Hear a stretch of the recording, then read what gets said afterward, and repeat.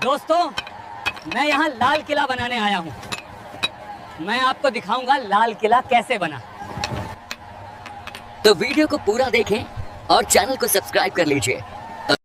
वक्त इस दुनिया का सबसे बड़ा और सबसे क्रूर किस्सा गो है। यह अपनी आंखों से साम्राज्यों को बनते, संवरते और फिर खाक में मिलते हुए देखता है। अगर दिल्ली की जमीन पर खड़े होकर वक्त से पूछा जाए कि उसने इस शहर का सबसे सुनहरा और सबसे खौफनाक दौर कहाँ देखा है, तो उसकी उंगली लाल बलुआ पत्थर से बनी एक विशाल और भव्य इमारत की तरफ उठेगी, जिसे आज की दुनिया लाल किला के नाम से जानती है। लेकिन क्या आप जानते हैं कि जिस इमारत को हम लाल किला कहते हैं, उसका यह नाम कभी था ही नहीं। यह नाम तो बहुत बाद में अंग्रेजों की देन है, जिन्होंने इसकी लाल दीवारों को देखकर इसे यह नाम कहना शुरू कर दिया। इसका असली नाम तो किला ए मुबारक था, जिसका मतलब होता है एक भाग्यशाली या पवित्र किला। और इसकी कहानी शुरू होती है एक ऐसे बादशाह के ख्वाब से जिसे पत्थरों में जान फूंकने का शौक था। मुगल बादशाह शाहजहां। बात 1630 के दशक की है। मुगल साम्राज्य की राजधानी उस वक्त आगरा हुआ करती थी। आगरा शहर अपनी तंग गलियों, बढ़ती आबादी और गर्मियों में झुलसा देने वाली गर्मी से परेशान था। शाहजहां, जो अपनी कला और वास्तुकला के प्रेम के लिए जाने जाते थे, उनका मन आगरा से भर चुका था। उन्हें एक ऐसे शहर की तलाश थी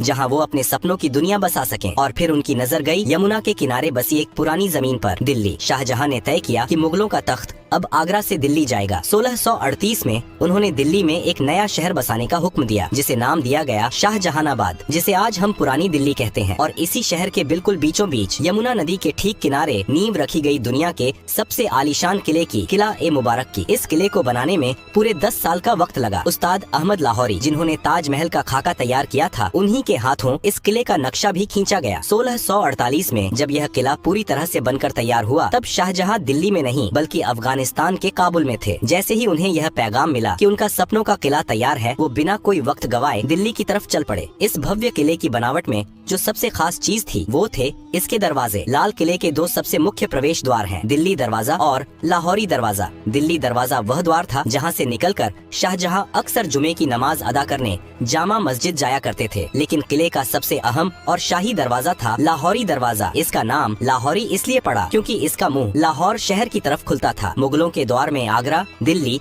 और लाहौर, ये तीनों शहर सत्ता के सबसे बड़े केंद्र थे। लेकिन आज जब आप लाहौरी दरवाजे को चांदनी चौक की तरफ से देखते हैं, तो आपको दरवाजा सीधा नजर नहीं आता, बल्कि उसके आगे एक बड़ी सी दीवार नजर आती है। यह दीवार शाहजहां ने नहीं बनवाई थी, इसे बनवाया था उनके बेटे और मुगल बादशाह औरंगजेब ने। औरंगजेब को लगता था कि लाहौरी दरवाजे से बाहर खड़े होकर कोई भी आसानी से किले के अंदर की हलचल, यहाँ तक कि दीवान ए आम को देख सकता है। किले की सुरक्षा को बढ़ाने के लिए उसने दरवाजे के ठीक आगे एक घुमावदार दीवार खड़ी कर दी। उस वक्त शाहजहां अपने ही बेटे औरंगजेब द्वारा आगरा के किले में कैद थे। जब उन्हें पता चला कि औरंगजेब ने लाहौरी दरवाजे के आगे दीवार खड़ी कर दी है, तो उन्होंने भारी मन से औरंगजेब को एक खत लिखा था। उस खत में शाहजहां के अल्फाज कुछ यूँ थे: बेटे, तुमने यह दीवार खड़ी करके किले को सुरक्षित नहीं किया है, बल्कि तुमने किले रूपी दुल्हन के चेहरे पर घूंघट डाल दिया है। इसी वजह से इतिहास में इस दीवार को घूंघट वाली दीवार भी कहा जाता है। विडंबना देखिए, जिस दीवार को एक मुगल बादशाह ने सुरक्षा के लिए बनवाया था, उसी दीवार की प्राचीर से आजादी के बाद 15 अगस्त 1947 को आजाद भारत के पहले प्रधानमंत्री पंडित जवाहरलाल नेहरू ने पहली बार तिरंगा फहराया था। जैसे ही आप लाहौरी दरवाजे से किले के अंदर कदम रखते हैं, आपके सामने मुगलों का एक अलग ही संसार खुल जाता है। अंदर जाते ही जो सबसे पहली जगह आती है, वह है छत्ता बाजार, जिसे मीना बाजार भी कहा जाता है। शाहजहां ने यह बाजार खास तौर पर अपनी बेगमों और शाही परिवार की औरतों के लिए बनवाया था। अरब, फारस और तुर्की से बड़े बड़े व्यापारी यहाँ रेशम, कीमती पत्थर, इत्र और जेवरात लेकर आते थे। यह छत से ढका हुआ एक ऐसा अद्भुत बाजार था जो आज भी 350 सालों बाद अपनी उसी जगह पर मौजूद है, जहाँ आज सैलानी अपनी यादों के लिए सामान खरीदते हैं। छत्ता बाजार की रंगीनियों को पार करते ही आप एक खुली जगह पर आते हैं और आपके सामने खड़ी होती है एक और शानदार लाल इमारत, नौबत खाना। नौबत खाना यानी वो जगह जहाँ शाही शहनाई और नगाड़े बजते थे। दिन में 5 बार यहाँ अलग अलग धुनों में नौबत बजाई जाती थी, जो शहर के लोगों को वक्त का अंदाजा देती थी। जब भी कोई बड़ा शाही मेहमान या खुद बादशाह किले में आते थे, तो इसी नौबत खाने से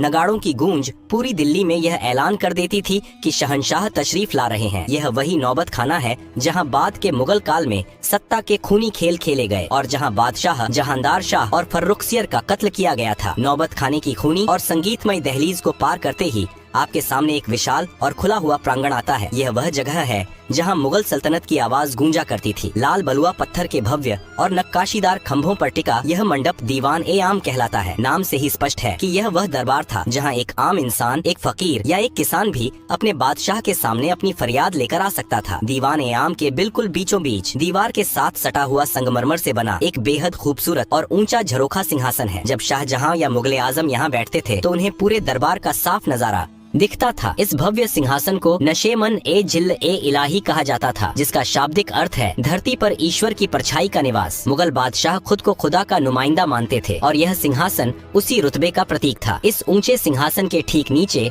संगमरमर का एक शानदार चबूतरा रखा हुआ है। यह वह जगह थी जहां वजीर-ए-आजम प्रधानमंत्री खड़े होकर अवाम की अर्जियां जोर जोर से पढ़ते थे और बादशाह सलामत ऊपर बैठकर अपना फैसला सुनाते थे। लेकिन दीवान-ए-आम के इस सिंहासन की सबसे अद्भुत चीज है इसके पीछे की दीवार। अगर आप कभी करीब से गौर करें तो इस काले संगमरमर की दीवार पर रंग बिरंगे कीमती पत्थरों को तराश कर बनाई गई एक ऐसी चित्रकारी है जिसकी मिसाल उस दौर में पूरी दुनिया में नहीं मिलती थी। पत्थरों के अंदर पत्थर जड़ने की इस नायाब कला को परचिनकारी कहा जाता है। इस बेमिसाल नक्काशी को एक मशहूर विदेशी कलाकार ने अपने हाथों से उकेरा था। इस दीवार पर पक्षियों, फूलों और यूनानी देवता की आकृतियाँ इतनी सजीव हैं कि लगता है जैसे पत्थर अब भी बोल पड़ेंगे। दीवान-ए-आम की इस आम दुनिया से निकलकर जब हम किले के और अंदरूनी हिस्सों की तरफ बढ़ते हैं तो वास्तुकला पूरी तरह बदल जाती है। लाल पत्थरों की जगह अब सफेद चमकता हुआ संगमरमर ले लेता है। यह मुगल साम्राज्य का सबसे सुरक्षित और खास इलाका था। दीवान-ए-खास, जैसा कि नाम से ही जाहिर है, यह बादशाह का वह निजी और शाही दरबार था जहां अवाम को आने की इजाजत नहीं थी। यहाँ केवल बादशाह के सबसे खास मंत्री, अमीर उमरा, रणनीतिकार, सेनापति और विदेशी मेहमान ही कदम रख सकते थे। दीवान-ए-खास की भव्यता का अंदाजा आप इस बात से लगा सकते हैं कि किसी जमाने में इस पूरे महल की छत लकड़ी या पत्थर की नहीं बल्कि ठोस चांदी की बनी हुई थी। इसकी सफेद संगमरमर की दीवारों पर सोने का पानी चढ़ा था और फूल पत्तियों की बनावट में असली माणिक, नीलम, पन्ना और पुखराज जैसे बेशकीमती रत्न जड़े हुए थे। आज वहाँ दीवारों पर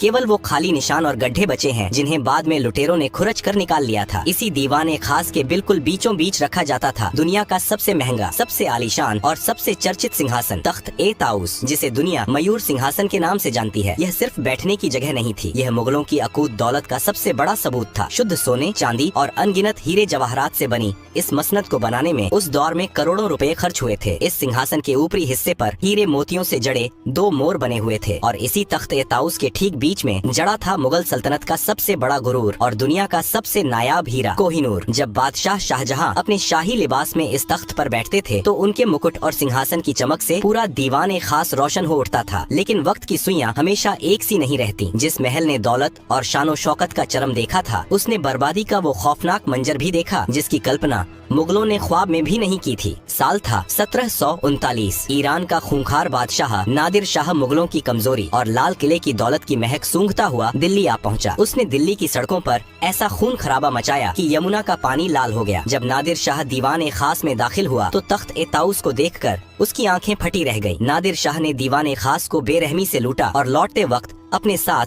दुनिया का सबसे बड़ा खजाना, तख्त-ए-ताउस और कोहिनूर हीरा ईरान ले गया। जो तख्त मुगलों की सबसे बड़ी पहचान था, उसे ईरान ले जाकर टुकड़े टुकड़े कर दिया गया। इतिहासकार बताते हैं कि बाद में उस ऐतिहासिक मयूर सिंहासन के एक टूटे हुए निचले हिस्से को ईरान के तेहरान के एक संग्रहालय में आखिरी बार देखा गया था। दीवान-ए-खास की दौलत भले ही लुट गई हो, चांदी की छतें उखड़ गई हों और कोहिनूर छीन लिया गया हो, लेकिन इसकी दीवारों पर उकेरी गई कुछ लाइनें आज भी इसकी खोई हुई जन्नत की गवाही देती हैं। दीवान-ए-खास के मेहराबों पर फारसी भाषा में वे मशहूर पंक्तियां आज भी मौजूद हैं, जिन्हें महान सूफी संत और कवि अमीर खुसरो ने कभी कश्मीर के लिए कहा था, लेकिन शाहजहां को वे इतनी पसंद आईं कि उन्होंने इसे अपने इस महल में लिखवा दिया। अगर फिरदौस बर रुए जमी अस्त, हमी अस्तो, हमी अस्तो, हमी अस्त, अर्थात अगर इस धरती पर कहीं स्वर्ग है तो वो यही है और बस यही है। भले ही आज वो कोहिनूर जड़ा तख्त ना रहा हो, लेकिन जब आप उन सफेद संगमरमर के मेहराबों के बीच खड़े होकर इन लाइनों को पढ़ते हैं तो एक पल के लिए आप मुगलों के उस वैभवशाली दौर में पहुंच जाते हैं जहां सचमुच धरती का स्वर्ग इसी लाल किले के अंदर बसता था। दीवान-ए-खास की उस जन्नती और चकाचौंध से भरी दुनिया से जब हम लाल किले के और भी अंदरूनी और नितांत निजी हिस्सों की तरफ बढ़ते हैं तो वास्तुकला एक अलग ही रंग में रंग जाती है। इस्लामिक वास्तुकला में जन्नत का तस्वुर बिना बहते हुए पानी और बागीचों के अधूरा माना जाता है। शाहजहां जो बेहतरीन काम के मुरीद थे, उन्होंने अपनी इस दिल्ली की जन्नत में जान फूंकने के लिए एक ऐसी नहर का निर्माण करवाया जो लाल किले के महलों के ठीक बीचों बीच से होकर गुजरती थी। इसे नाम दिया गया नहर-ए-बहिश्त, यानी स्वर्ग की नहर। यह कोई आम पानी की नाली नहीं थी। यमुना नदी के पानी को एक खास तकनीक से लाल किले के अंदर लाया गया था। यह नहर ए बहिश्त संगमरमर से बने महलों के फर्श के बीच से खूबसूरत फव्वारों और फूलों की क्यारियों को चूमते हुए गुजरती थी। दिल्ली की झुलसा देने वाली गर्मियों में जब यह ठंडा पानी महलों के अंदर बहता था तो पूरे महल की आबो हवा वातानुकूलित हो जाती थी। पानी के बहने की वह मधुर कलकल आवाज और फव्वारों से उठती खुशबू महलों के अंदर मानो जादू कर देती थी। नहर ए बहिश्त का पानी सबसे पहले जिस शानदार महल से होकर गुजरता था वो था मुगल हरम का सबसे रंगीन और खूबसूरत हिस्सा, रंग महल। नाम के ही अनुरूप यह रंगों का महल शाहजहां ने अपनी खास बेगमों, शहजादियों और शाही परिवार की औरतों के लिए बनवाया था। इस महल के बीचों बीच संगमरमर का एक बेहद खूबसूरत कमल के आकार का फव्वारा था, जिसमें जब नहर ए बहिश्त का पानी गिरता था तो वह किसी खिले हुए फूल सा लगता था। रंग महल की छतों और दीवारों पर शीशे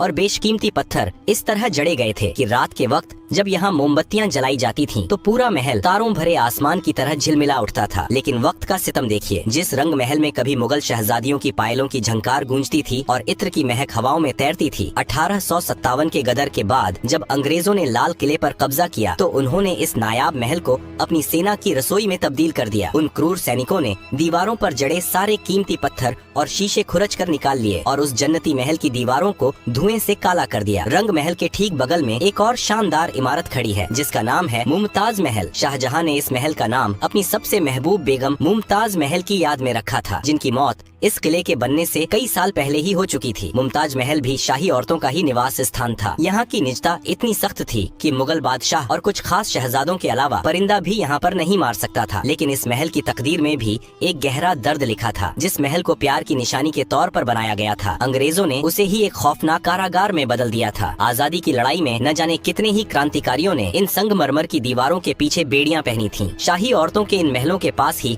मुगल बादशाह का अपना सबसे निजी और खास महल था, जिसे खास महल कहा जाता था। यह शाहजहां का अपना निजी महल था, जिसके 3 मुख्य हिस्से थे। पहला था तस्बीह खाना, जहां बैठकर बादशाह अपने खुदा की इबादत करते थे, तस्बीह माला पढ़ते थे। दूसरा कमरा था ख्वाबगाह यानी सपनों का घर, जो मुगल बादशाह का निजी शयन कक्ष था। और तीसरा हिस्सा था बड़ी बैठक, जहां बादशाह अपनी फुर्सत की घड़ियों में आराम फरमाते थे और अपने सबसे करीबियों के साथ वक्त बिताते थे। इमारतों की इन भूल भुलैया से निकलकर जब आप किले के उत्तरी हिस्से में जाते हैं तो वहाँ मुगलों का एक विशाल और जन्नत नशीं बागीचा हुआ करता था, जिसे हयात बख्श बाग कहा जाता था। फारसी में हयात बख्श का मतलब होता है जिंदगी देने वाला बाग। आज भले ही वहाँ सिर्फ घास के खाली मैदान बचे हैं, लेकिन एक दौर था जब यहाँ रंग बिरंगे और खुशबूदार फूलों के गलीचे बिछे रहते थे और बीच बीच में फव्वारे नाचते थे। इसी हयात बख्श बाग के दोनों सिरों पर 2 बिल्कुल एक जैसी दिखने वाली संगमरमर की इमारतें मंडप आमने सामने खड़ी हैं। लाल किले के पूरे इतिहास में इन 2 इमारतों का नाम सबसे अनोखा है। मुगल दौर में जहाँ हर इमारत का नाम फारसी भाषा में रखा गया था, जैसे दीवाने आम, नौबत खाना, वहीं इन 2 इमारतों का नाम शुद्ध हिंदी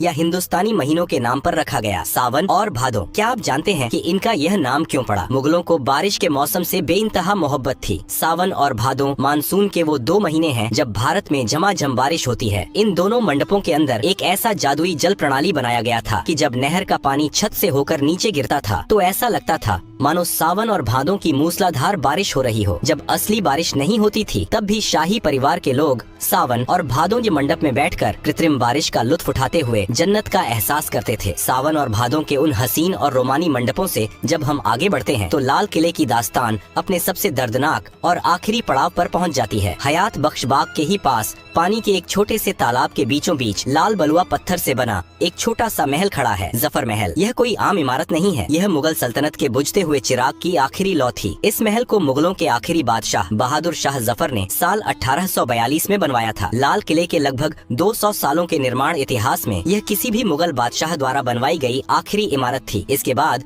मुगलों के पास न तो इतना पैसा बचा था और न ही इतनी ताकत कि वो पत्थरों में अपनी दास्तान लिखवा सकें। किले के पिछले हिस्से में एक ऐसा रहस्यमयी और खुफिया दरवाजा भी मौजूद था जिसके बारे में बहुत कम लोग जानते हैं। इसे यमुना दरवाजा कहा जाता था। यह दरवाजा सीधा यमुना नदी की उफनती लहरों की तरफ खुलता था। इसी खुफिया दरवाजे से लगकर मुगल बादशाह की शाही और भव्य नाव खड़ी रहती थी। जब भी शहंशाह को दिल्ली की भीड़ भाड़ से दूर आगरा या लाहौर के सफर पर निकलना होता था तो वो हाथी घोड़ों की बजाय इसी दरवाजे से अपनी शाही नाव पर सवार होकर पानी के रास्ते निकल जाया करते थे। लाल किले की विशाल प्राचीर से सटा हुआ ही एक और बेहद प्राचीन और खुरदुरा किला मौजूद है जिसे सलीमगढ़ का किला कहा जाता है। यह किला लाल किले से भी पुराना है। इसे शेर शाह सूरी के बेटे सलीम शाह सूरी ने 1546 में बनवाया था। मुगलों ने ने यमुना नदी के ऊपर एक पुल बनवाकर अपने लाल किले को इस पुराने सलीमगढ़ के किले से जोड़ दिया था। लेकिन वक्त का पहिया हमेशा मुगलों के हक में नहीं घूमा। 1857 की आजादी की पहली महान बगावत ने लाल किले की तकदीर और तस्वीर दोनों को हमेशा के लिए बदल कर रख दिया। जब अंग्रेजों ने आखिरकार दिल्ली और इस किले पर कब्जा किया तो उन्होंने इसकी मुगल रूह को ही छलनी कर दिया। लाल किले के अंदर एक बेहद खूबसूरत और तिलिस्मी बाग हुआ करता था, मेहताब बाग, जिसका मतलब होता है चांदनी रात का बागीचा। अंग्रेजों ने अपनी नफरत में इस हसीन बागीचे को बेरहमी से उजाड़ दिया। फूलों और फव्वारों की जगह उन्होंने अपनी फौज के रहने के लिए भद्दी लाल ईंटों वाली नीरस इमारतें खड़ी कर दी। इन इमारतों को सैनिक कक्ष कहा जाता है। आज जब आप लाल किले में मुगल वास्तुकला की बारीक और रेशमी नक्काशी के ठीक सामने अंग्रेजों की बनाई इन चौकोर अंग्रेजी वास्तुकला की इमारतों को देखते हैं तो दोनों के बीच का अंतर चीख चीख कर मुगलों के पतन और अंग्रेजों के जुल्म की गवाही देता है। अंग्रेजों ने लाल किले के लगभग 80% शाही महलों और बागीचों को नष्ट कर दिया था। लेकिन लाल किले के इतिहास का सबसे स्याह और रुला देने वाला दिन वह था जब इसी किले के अंदर, जहाँ कभी मुगल बादशाहों का एक इशारा पूरी दुनिया का कानून हुआ करता था, वहीं भारत के आखिरी बादशाह बहादुर शाह जफर को एक मुजरिम की तरह खड़ा किया गया। अंग्रेजों ने उन पर 1857 की क्रांति का सरगना होने का मुकदमा चलाया। विडंबना देखिए, जिस दीवान ए खास में बैठकर उनके पुरखे शाहजहां और औरंगजेब दुनिया भर के बादशाहों का इस्तकबाल करते थे, उसी महल में 82 साल के बूढ़े जफर को उनके ही वतन में देशद्रोही करार दे दिया गया। सजा के तौर पर अंग्रेजों ने इस बूढ़े बादशाह को काले पानी की सजा देकर हिंदुस्तान से निकाल दिया और पड़ोसी देश के रंगून शहर में कैद कर दिया। एक बादशाह जिसके पुरखों ने इस महान देश पर सदियों तक राज किया, उसे अपनी आखिरी सांसें एक अनजान देश की सीलन भरी कोठरी में लेनी पड़ी। रंगून की उसी कैद में अपनी मौत का इंतजार करते हुए जब शायर बहादुर शाह जफर की आंखों के सामने दिल्ली और लाल किले का अक्स उभरा तो उनके आंसू छलक पड़े। उन्होंने अपनी आखिरी गजल में अपने टूटे हुए दिल का दर्द इन अमर पंक्तियों में पिरो दिया। कितना है बदनसीब जफर दफन के लिए, 2 गज जमीन भी न मिली कुए यार में। यानी ए जफर, तू कितना बदनसीब है कि तुझे मरने के बाद दफनाने के लिए अपने महबूब वतन की मिट्टी में 2 गज जमीन भी नसीब नहीं हुई। यह लाल किला सिर्फ ईंट, गारे और लाल पत्थरों से बनी कोई बेजान इमारत नहीं है। अगर इस किले ने मुगल सल्तनत के उस चमकते हुए सूरज को आसमान की बुलंदियों को छूते देखा है तो इसने उसी सूरज को अपनी ही आंखों के सामने बेबस होकर डूबते हुए भी देखा है। सत्ता के खूनी संघर्षों से लेकर नादिर शाह की लूट और आजादी की लड़ाई तक लाल किला न जाने कितने तूफानों का इकलौता और खामोश गवाह है। इसके इसी ऐतिहासिक और सांस्कृतिक महत्व को पूरी दुनिया के सामने झुककर सलाम करने के लिए साल 2007 में अंतर्राष्ट्रीय धरोहर संस्था ने इसे विश्व धरोहर स्थल घोषित कर दिया। आज जब हम 15 अगस्त को इस किले की प्राचीर पर आजाद भारत का तिरंगा शान से लहराते हुए देखते हैं तो उन लाल दीवारों में दफन इतिहास की अनगिनत कहानियाँ खामोशी से हमें देख रही होती हैं और मानो कह रही होती हैं, वक्त से बड़ा कोई शहंशाह नहीं होता।